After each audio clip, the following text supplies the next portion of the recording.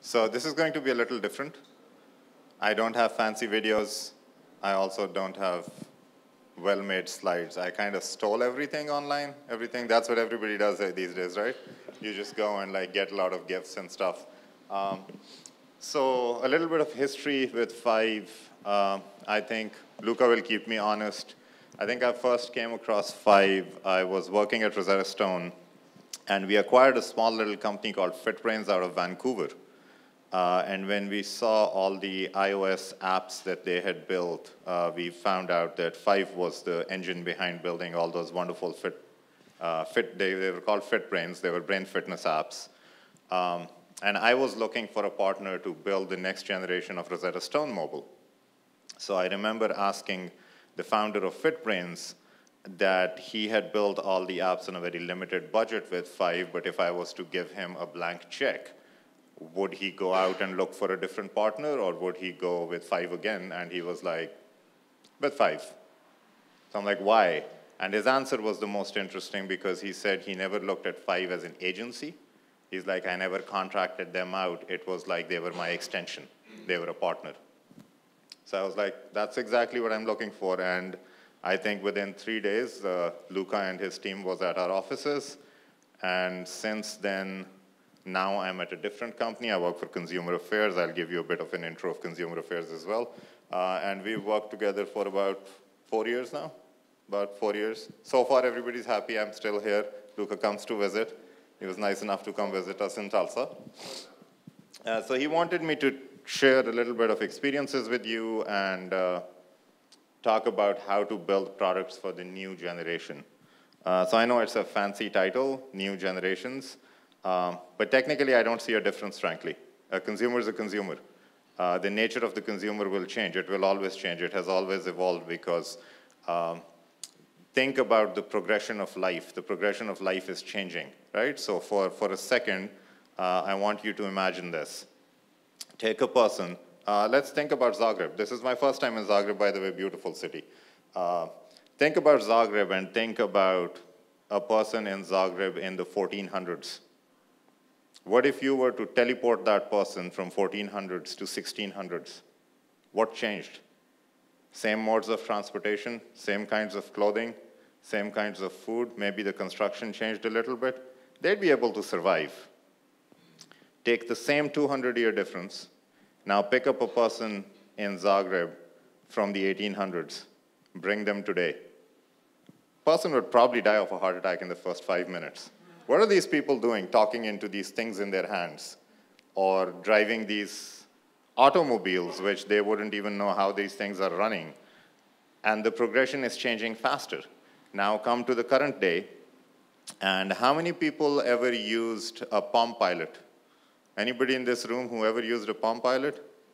A BlackBerry? The first iPhone? Okay?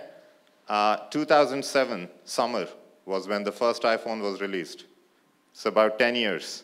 The world has changed. Now you do most everything on a smartphone. 2006, we were still very excited about the BlackBerry Messenger. It's encrypted and I can send messages to my friends and they get it instantly. You don't even give it a second thought anymore. So it's more about how the consumer is being spoiled by convenience. Think about Uber. What do you look at Uber? Like when you think of the company as an Uber, what comes to your mind? Do you look at them as a cab company? Question? Oh, this is going to be a conversation, so I want you guys to be alive. Because I'm going to get like bored in 5 minutes, so I won't be able to continue to talk. But how many of you look at Uber as a cab company? One person. How many people look at Uber as a company that has introduced convenience at your fingertips? Exactly. I know people in San Francisco who are completely spoiled now because they get their food on Uber all the time, Uber Eats. If they want to pet a cat, they join in Uber's pet day, and then they bring cats to your office. I know it sounds crazy, but I'm from San Francisco. We do crazy things. And you get to pet the cats, and then they take them back. Unless you adopt them, they will give you a guilty trip about it. So how do you build products? And Let me give a little bit of an introduction of myself. I know, this is a lot. So I just threw it on there. This was like 3 minutes yesterday. This was just an idea for you, the kind of things or brands that I have been associated with. So I started my career in advertising. I was very excited to enter this building and see that there's still a thing called Saatchi & Publicis. And advertising is still alive in Zagreb, apparently. Many other places, it's changing the nature. I worked at Sistran, so my background is in machine translation, so I'll talk to you a lot about culture and language as well, because we often don't realize how important it is when we're building a product, how a single string on a web page translated in a wrong manner can completely ruin your product. I've built stuff for iOS, I've built stuff for Android, played a little bit with Xbox. We did some experimental stuff with Xbox. I threw in Marriott there as well. Very last minute when I found that there are people here from the Marriott, I just wanted to let them know that I did a management training at Marriott once, so I threw the logo on there. It was fun, by the way. It is an amazing company. I did a management training at Citibank, so I have a financial background with them. I threw in a CD up top, just so that we could all reminisce of how fast things are changing. When is the last time you actually use a compact disc? And were you not using them just 3 or 4 years ago? Now it's hard to find. No one uses them. It's just pop in an SD card, you throw your stuff on the cloud, and it's no more thought. You don't think about how expensive or cheap your data plans are, because 4 years ago, we would log back into our account and see, oh my God, how much data am I left with? How many songs have I heard? It's changing fast. So as a product manager, if you're not thinking 5 years ahead, if you're thinking today, you will be left behind, because the world is going to change faster than you can keep up with it. Rosetta Stone, I spent about a decade of my life with Rosetta Stone, published about, I don't know, full portfolio of 30, 40 different products maybe. I always give that example because the company grew enormously. Just to give you an idea of a growth company pace, I joined Rosetta Stone in July of 2007 when the company's revenue was barely hitting 50 million a year. And by April of 2009, we had done an IPO. We had grown from 400 employees to 1,500, from about 3 offices in the US to 11 internationally owned and operated offices. So it is all possible if you do the right things at the right time, and our revenue had grown over $300 million by that time. Then I left Rosetta Stone last year, and Consumer Affairs convinced me to move to a small little city called Tulsa, Oklahoma. You may have never heard of it other than some songs, because Route 66, which is the most famous road in the US, passes through Tulsa, Oklahoma. And I was very excited to find out that one of our friends here is about to go to Tulsa on Friday, because no one goes to Tulsa other than me. What Consumer Affairs does, to give you a brief, I'll keep it brief. I'll just give you an overview of Consumer Affairs because it does a lot. So first of all, Consumer Affairs is 2 things. It is Consumer Affairs, which is the business, and then it is Consumer Affairs News, which is very matter-of-factly consumer-based news. We don't talk much about politics. We care about the consumer, and we give you news about the consumer. Taxation changes, regulation changes, recalls. If you want to find something that is going to impact your life as a US consumer, you can go to Consumer Affairs News, and you will find it out. You may not find that news on the, as someone likes to call it, fake news these days. And then on the business side, we are basically a brand reputation management company. So we work in a sphere which is considered highly considered purchases and life-changing purchases. As an example, when you think about life-change purchases, think about how many people have heard of walk-in bathtubs? Because in the US, it's a common thing. I don't know if it is here. It's basically a bathtub where you can walk into it. You don't have to climb over it. But to give you an example why it is a life change, because that thing can cost you 15 to 20,000 US dollars. So why are you ever going to spend that kind of money when it is a necessity, either for yourself or for someone you really care about? Because I'm not spending $20,000 on anyone I really don't care about. So it's a highly considered purchase as well, because when it happens, there are no stores where you can just walk in and say, hey, I need a walk-in bathtub, because it's not a common thing. So we provide our in-house research team working with external experts write buyer guides. We refer to them as buyer's guides. These are buyer resources. These are how-tos. These are resources. These are actual guides and category guides. They basically walk you through the entire process of a highly considered purchase. What are the things you should look for? What are the brands that work in that arena? And basically enable you to make a smarter decision. So you make one decision, you make it smart. We do all the research work for you. You just consume it as a consumer, and you move ahead with your purchase. For a consumer, this service is always free.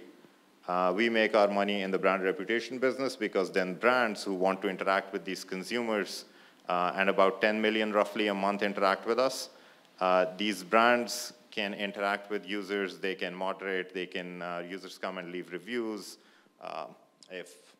Of course, no one always gives 100% satisfaction, so sometimes the user may be unhappy. We allow the brand to then correspond with that user on the site and resolve their problem. That is where the difference between our accreditation program comes to non-accredited brands. We will always list all brands that we have researched for you. But some of those brands are actually going to subscribe to our SaaS service, which expose them to a lot of analytics around their users, which let them interact with their users in reviews. And they also sign a code of conduct with us. So they promise us that they're going to take care of our users. That's our accreditation program. And then, of course, if a user says, yeah, this brand really looks really good, and I would like this brand to contact me, then we make it seamless in our user experience for them to interact with that brand and carry on with their purchase, and that is how we make our money. What differentiates us from our competitors is, in our case, there is always a one-on-one relationship between our user and our brand partner. We never take our users' information and suddenly send it to 20 brands and say, hey, by the way, this person's looking for this thing, so just go try sell it. That's not the case. We let the control sit with our user, and our user always is in control till the very last minute to say, I want 1, 2, 3, or however many brands to contact me, or no one to contact me because I just consumed it and I'm done.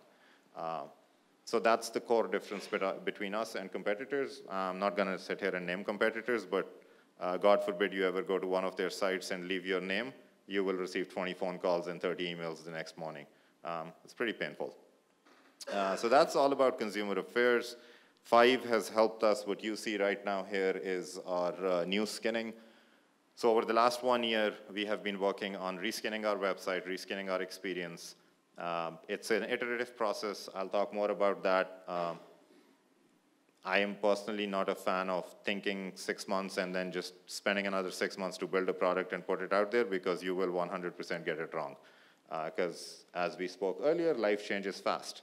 So by the time you are building in 6 months, the world would have changed and you will get it wrong. So we've actually followed what we preach, and that is completely iterative.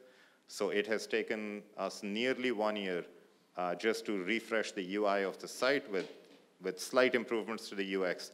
And now, this is why I was here this week. I spent the whole week with a wonderful team here. And we are now actually going deep into the UX. And our UX focus is very simple. It has to be customer-centric.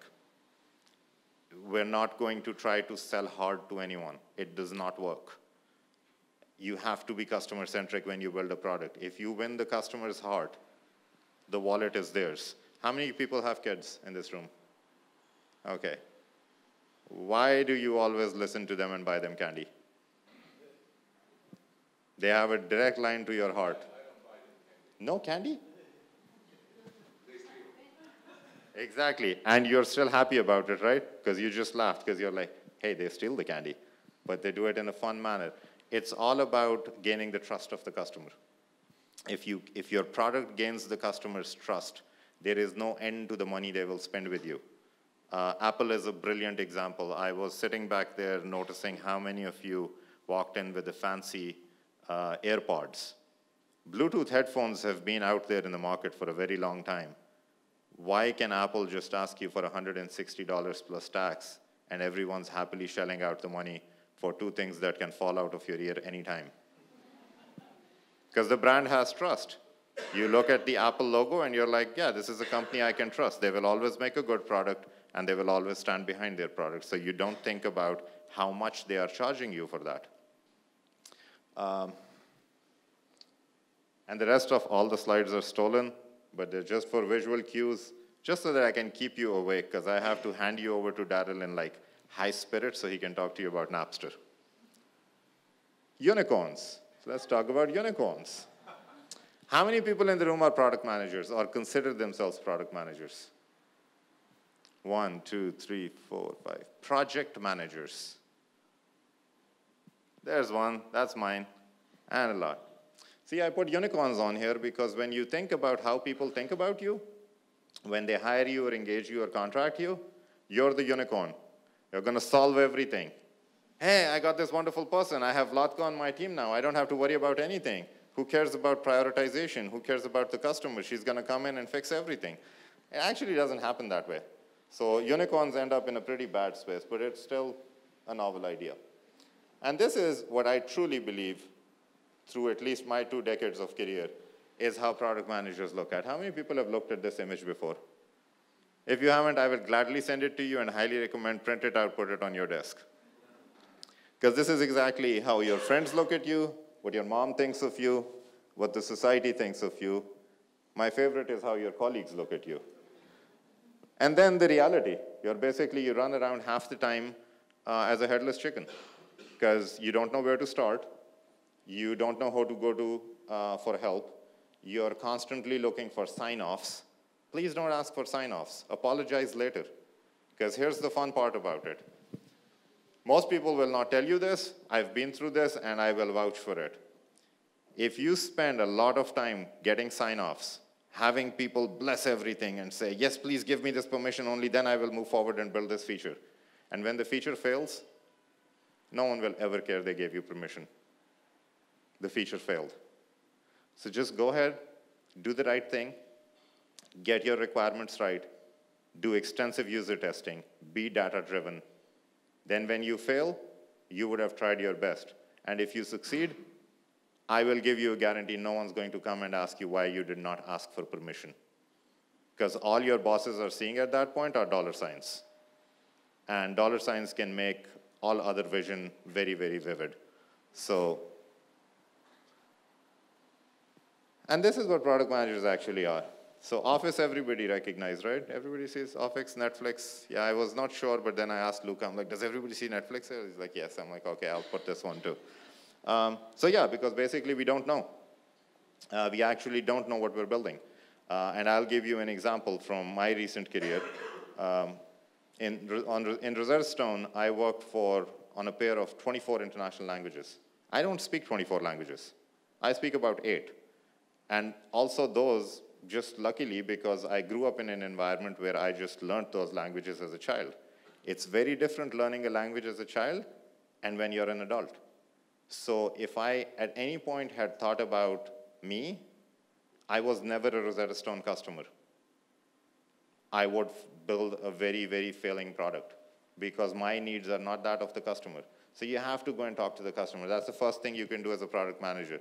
Don't ever think you're the customer, even if you are. You use the product, and you should use your products, because if you're not using your own product, then something's wrong. But never think of yourself as a customer. You will make, I would say, blunderous mistakes while doing that. So always disconnect yourself. Be data-driven.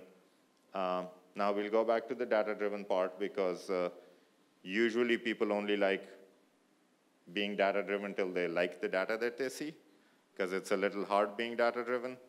Sometimes data, or most of the times data, will tell you things which you will not like, and then you're like, but I still like this green color on my button. Why aren't 90% people clicking on it? I love green. My wife loves green. Well, 90% of your customers apparently don't like green, so give them what they're actually wanting to see. My favorite. So on the left is by far one of the best images I've been able to find online. I don't know who put it there, so I apologize to whoever this image belongs to, because I stole it for this presentation. From requirements to your feature story writing to your epics. This is everything a product manager does. You have to understand the full P&L. You're the mini CEO, right? How many times do product managers find themselves in a position when your CEOs and COOs and CTOs walk up to you and say, what happened yesterday? Why don't they know? They're not supposed to know. It's not their job. That's why you're there. You are the CEO of that product. The CEO that you work for is the CEO of the company who is investing in your product. The product is yours. It's not theirs. So start thinking along that. If you do, you'll be the person on the top right corner. If you don't, welcome to the club. You'll be the one on the left and probably not survive anywhere, actually. Now, the fun part. I know I'm going all over the place, so I would expect you guys to ask questions, interesting ones, sometimes to keep me on the loop. Building products today is very different than when products were being built 20 years ago, 30 years ago. You get global very fast. Consumer Affairs was a US company till exactly 14 months ago. I joined the company in August. We're already a global company. We have a full footprint in Manila, Philippines. We have a full footprint in Buenos Aires, Argentina. We're working in Croatia with Five's team, and we have engineering about 4 other countries. It only took us 14 months to go from a purely US company to being a global company. Yes, our product still serves the US, but the global part is interesting. I have a developer exactly 2 blocks from here, lives in Croatia, born and raised in Croatia, Zagreb. How does he build a product for the US? He has to think different culturally when he's coding the product for the US. The needs are different. The consumer reacts to different things. There are subtle behaviors. I love this picture because do you see the exact reverse behavior in that? And I pulled this out thanks to Daryl because we were talking about Tokyo yesterday. And there are these small nuances, right? Small nuances in your behavior. As a product manager, you also interact with a lot of people. You are, as I said, the mini CEO. So you are the public relations, you are the marketing, you are the requirements gatherer for your product. Simple things. Would anybody in this room be offended if I suddenly got up, pulled my business card from my back pocket and handed it to you? Well, that could be the end of business in Japan, because that's an insult. You're supposed to pull your calling card from your breast pocket, hold it in a readable direction to the Japanese, hold it with the tip of your hands, and very politely hand it over to them. If you do it any other way, you have just insulted someone who could have been investing in your product. Whose job is it? It is the product manager's job. You own the product, so don't expect some protocol officer to come and tell you how to behave in that culture or how to treat that customer. Especially this crowd, you live in Croatia, you're in Zagreb, you build products for the, as I believe, the whole world and primarily for the US. So for you to understand the US culture, super, super important. If you miss the small nuances, the language, the transcreation, and that's one of my favorite words because when you're building products, never think translation. Translation is bygone. It's like 50-year-old theory. You should always be thinking transcreation. Some concepts just don't exist. I think in my conversations with Vlatka and Vlado, a million times I use an idiom that they won't understand or they'll say something which I won't understand. Sorry, picking on you, but Vlatka said something very interesting. We were riding back to our hotel in the cab, and she told our colleague, I will arrange that dress for your boyfriend. And I couldn't stop but laughing, because in the US, a dress is something that only a female would wear, never a male. For us, it would be a football jersey, but for you, it is very common to say a dress because dress refers to clothing, and it could be any piece of clothing. So that was a personal conversation, so that's why I said I was picking on her. But generally, be very, very aware of cultural nuances in your product.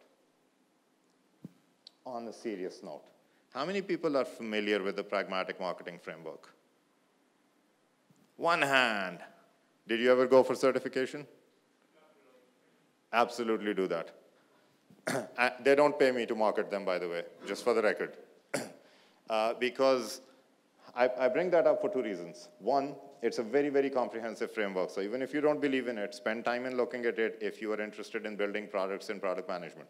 Because all of this here, from understanding your market problem to supporting your channels in digital marketing, you will be responsible for all of this. You will be contributing to some part of all of these blocks, but a better way to look at it is like this. There are clearly defined responsibilities around where, if you're a product manager, you probably fall around the product strategy. So you're doing market problems, you're doing win-loss analysis, you're doing user personas, and then as you move into product ownership, you start writing your requirements, your user scenarios, and you maintain your status dashboards because people will always need to know how their investment is doing.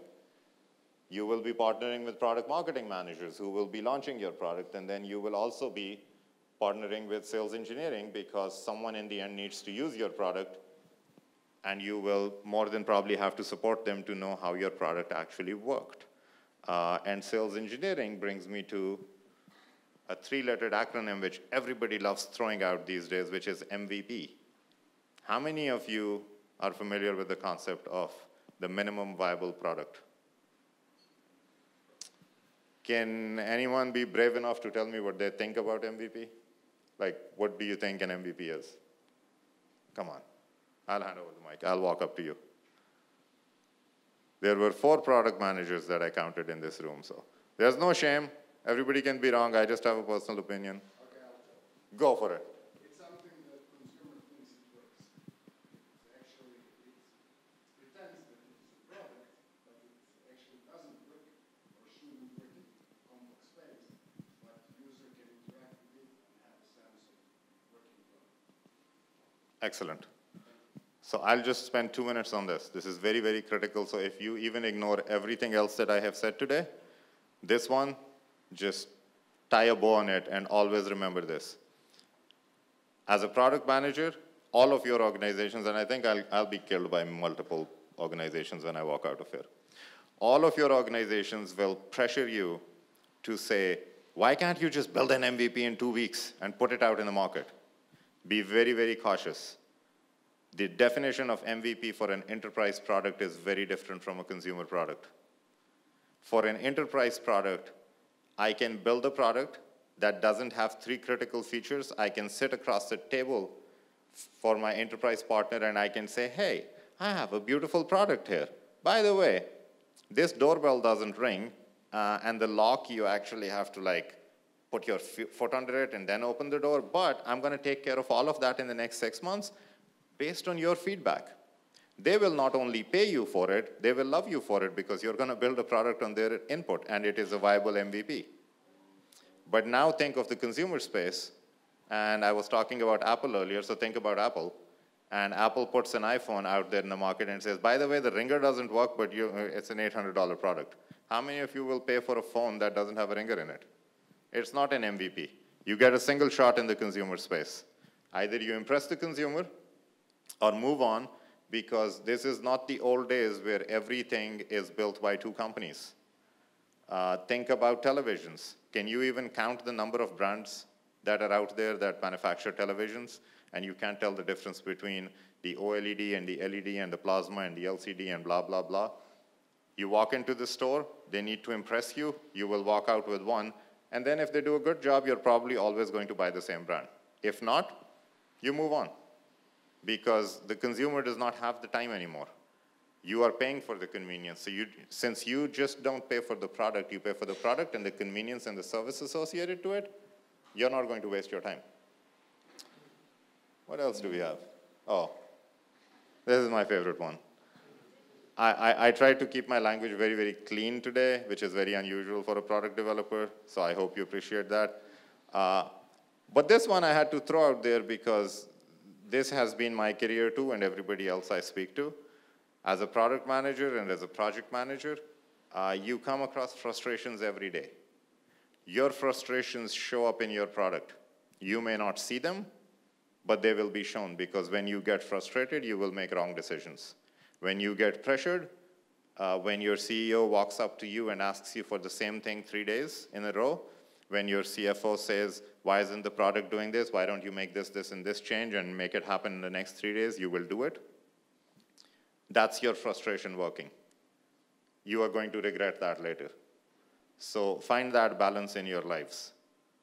Learn how to keep a fake smile up, regardless of how you're feeling, and your fist closed, regardless of how much your middle finger is itching to come up, and walk out the door. Work like a boss. That's your product. If you can't own your product, don't complain. No one will ever walk up to you and give you ownership. It doesn't happen that way. It doesn't even happen to politicians. They have to come beg you for a vote. Then they become the president. Then they become the senators. Have you ever walked up to someone and said, you're my senator? You're my president? No one's going to walk up to you and say, oh, by the way, I love you. You're my product manager. Here's your product. Go run it. Doesn't happen that way. And we were talking about a lot of generations and millennials, and I heard some new terms today too. I'm actually fairly impressed with them. Zennials.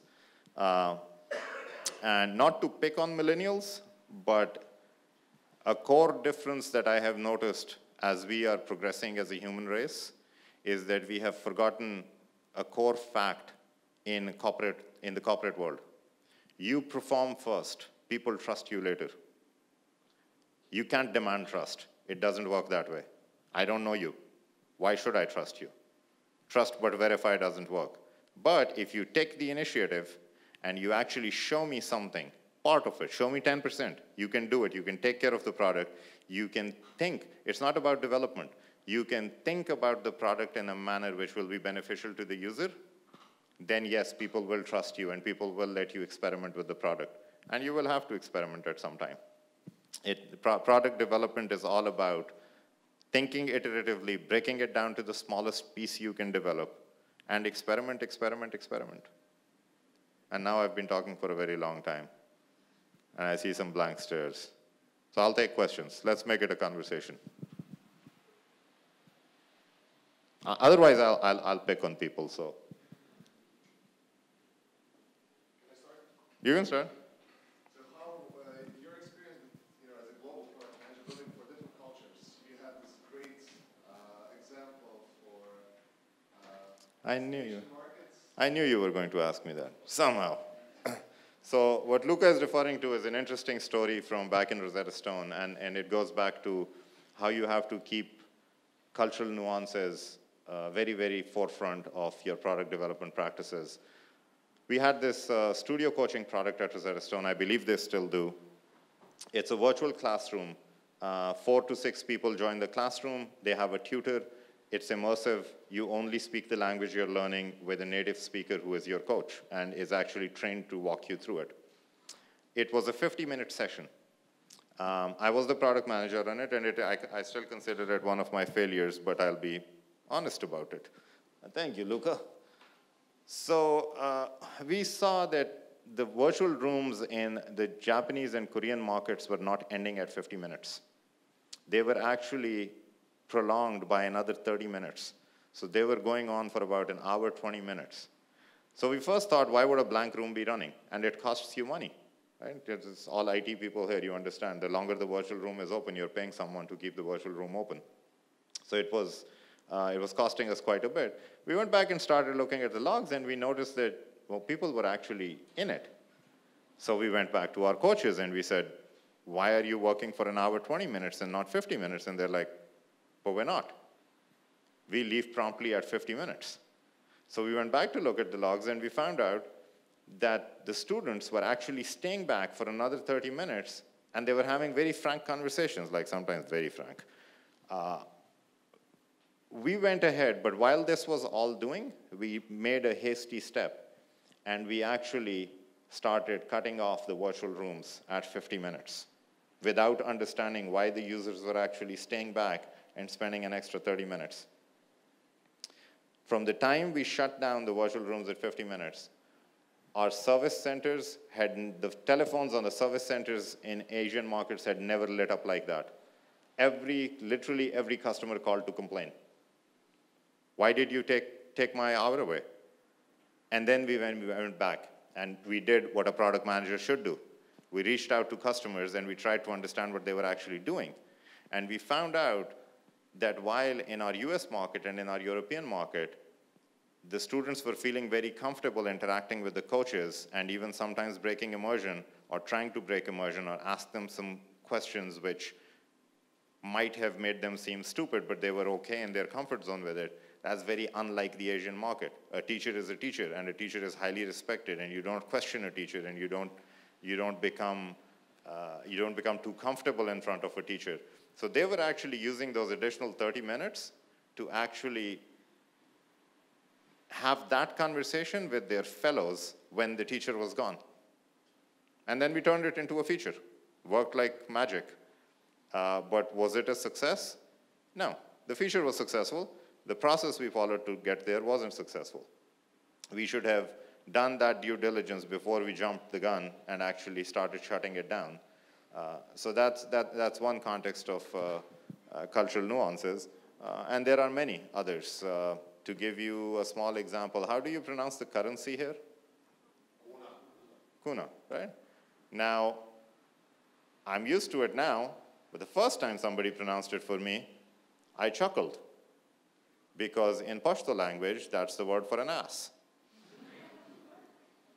So these are small things that as product managers, you have to be very, very aware of how you work with your customers, how you work with your consumers, how you have to be sensitive. People will always, and don't be shy of making a mistake. People recognize honest mistakes. Like, I just made an honest mistake. I used a bad word. Everybody laughed about it, right? I do it the second time. You may not be laughing. You may be like, why is he making fun of our currency, right? So people will actually give you the leverage, but you have to show them the honesty. Anything else, Luca? No? Anyone else? Questions, comments, nothing? Oh. So you mentioned an employee or a direct report earning trust in the corporate world. When hiring either a new product manager or developer, what are the things that you look for? Cool. Thank you. By the way, thank you for asking that, because I am hiring. So if there are product managers who would like to work for Consumer Affairs, ConsumerAffairs.com, or just find me on LinkedIn and we'll have a conversation. We're always looking. So on that note, since he asked the question, I'm just going to take that opportunity to also say, as a product manager, if you're not being recruited, look at yourself in the mirror every morning. You're doing something very wrong. Because when you're doing something right, you will always be recruited. And if you are yourself not recruiting for someone better than you, you should find another profession. Because a product manager should always have the level of confidence to hire someone better than them, to partner with, to learn from them. If you can't do that, you're in the wrong business. There are other businesses that may be better for it. But to answer the question, at Consumer Affairs, there is a thing called Culture Index. It is our sweet little sauce. It is a personality test, which we have become a religious fan of over times. Because once or twice when we have had people take that test and gone against what the test was guiding us, it has not worked out. I hate to say this because I did not believe in it a year ago. A year ago when I took the personality test, I was like, it's like, what is this like? Why are they doing this? And now I've been hiring based on that, and it's spot on. Because one thing you have to understand is, I'm a believer of it, you don't have to believe it. Do your own research. People can control behaviors. People cannot change personalities. Personalities do not change. You're born with one. It's going to stay there. Now, some people are very good at controlling their behaviors, and some people are not very good at controlling their behaviors. But the baseline personality is not going to change. And I'll give you an example of that. There are people who are excellent at pacing themselves. They will work crazy. They will get their work done. It will be quality, but they will pace themselves. They'll work for 2 hours. They'll take a break because they know their limit. They can't work continuously for 2 hours. By the way, productive hours are not more than 4 to 6. So 8 hours is, the rest of the time is for coffee. I love that poster they have here in 5. Right? So that we look for. And in product managers, entrepreneurial skill. It doesn't matter if you're an employee. You have to step out of that realm, and you have to think as if it is your money in the product, and it's your product. Anything less than that, yes, have I seen product managers function well without an entrepreneurial skill, just being really responsible or the kind of personality where they think, okay, this company has trusted me with this, so let me put my best effort in. Yes, they've been okay. They have never developed something stellar. But people who come in with an entrepreneurial skill where they can just take ownership and say, okay, this $1 million product that I have, I would consider it my $1 million. Yes, they are high risk. They have a higher chance of taking risks that a corporate entity may have a hard time digesting, but when they succeed, they will knock it out of the ballpark.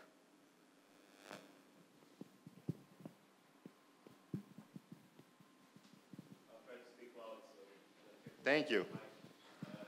two questions.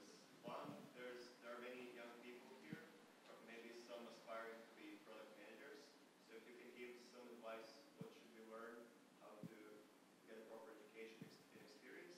And another question, if you can touch on the subject of the difference between B2B and B2C product management, like for enterprise products and customer facing. Yes. So your sorry, ooh, I was loud. The first question was the education.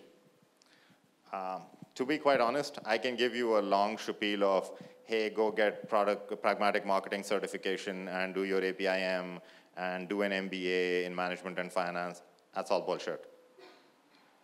One of the, I'm not going to name this person. Actually, Luca knows this person intimately too. One of the best product managers I have ever worked for had a bachelor's degree in archaeology. It has nothing to do with product management. And hands down, I have worked with him, and to be absolutely transparent, I left an organization because of this person, because professionally our styles were very different. But I will say this to his face and everywhere. He was by far one of the best product managers I have ever worked for. It is a lot to do with how much can you convince yourself to think out of the box.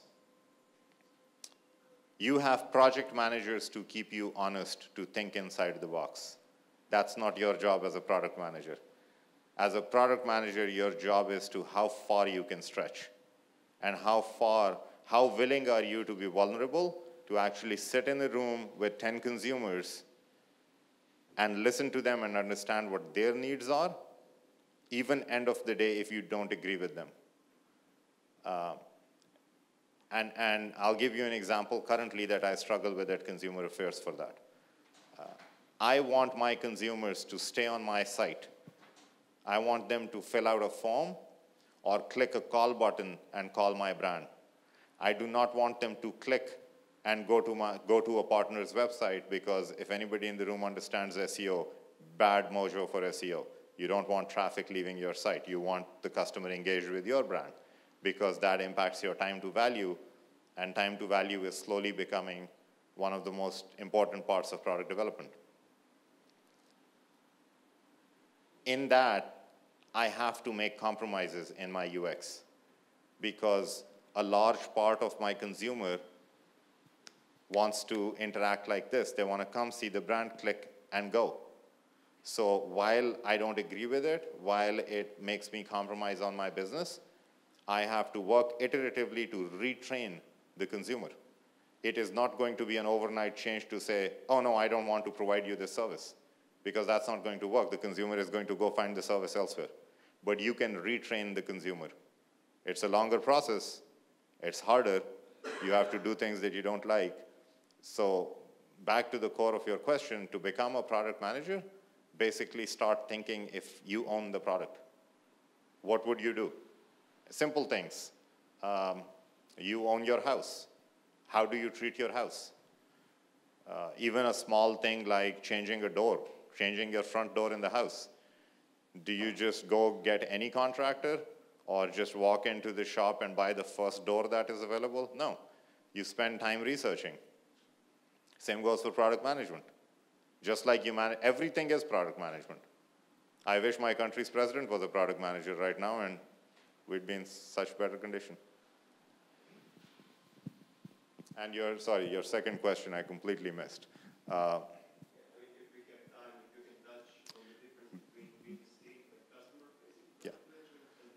Yes, so see, the core principles, the core values are the same. Right? You have to understand your customer, whether it is an enterprise customer or a consumer. Depending on your product, there are subtle changes. In your enterprise customer, depending on how large your footprint is, you may be able to entertain a larger audience and meet all of their needs. In a consumer, that will never be the case. You can't have 100% consumers happy. So you have to design for the 95%, just make sure that you don't piss off the remaining 5%. But you can't design for 100%. Designing for 100% is failure, guaranteed. In the enterprise, you have more leverage. Because in the enterprise space, it's a more constrained usage. And then slightly going out of, well, actually in product management, but not how generally people think of it.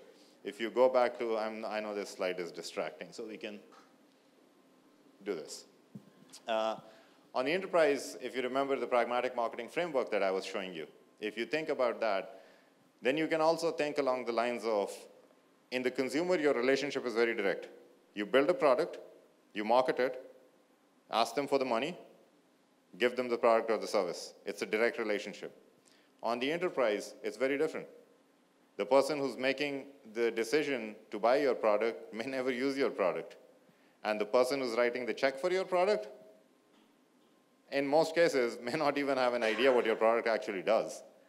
And the guy who actually will end up using your product may have no control over the purchase or the facilitating of your product. But all three of them are very important to you as a product manager. The guy who's going to use the product, you must satisfy him. Because you can sell the product at any price point, and if that person is not happy, there will be so much noise that your product will fail. And the person who's approving it, you have to sell the value proposition to them slightly differently. Because the guy who uses it doesn't care about the price. What they care about is, how are you making their life easy day to day? How is your product going to help them achieve what they do? The guy who's writing you a check is all about value. And the guy who's approving it is a facilitator. They need to work with you. They need to make sure that their internal customer is satisfied. And they need to make sure that the company as an entity is getting the true value out of your product. So there are slight nuances. But the basics don't change. Sorry. The basics are, you have to be a storyteller. You have to be able to write your story for your engineering partners and for your technology partners so that it's so dumbed down that anyone from the street should be able to read your story and understand what you're asking to be built, and then test the hell out of it.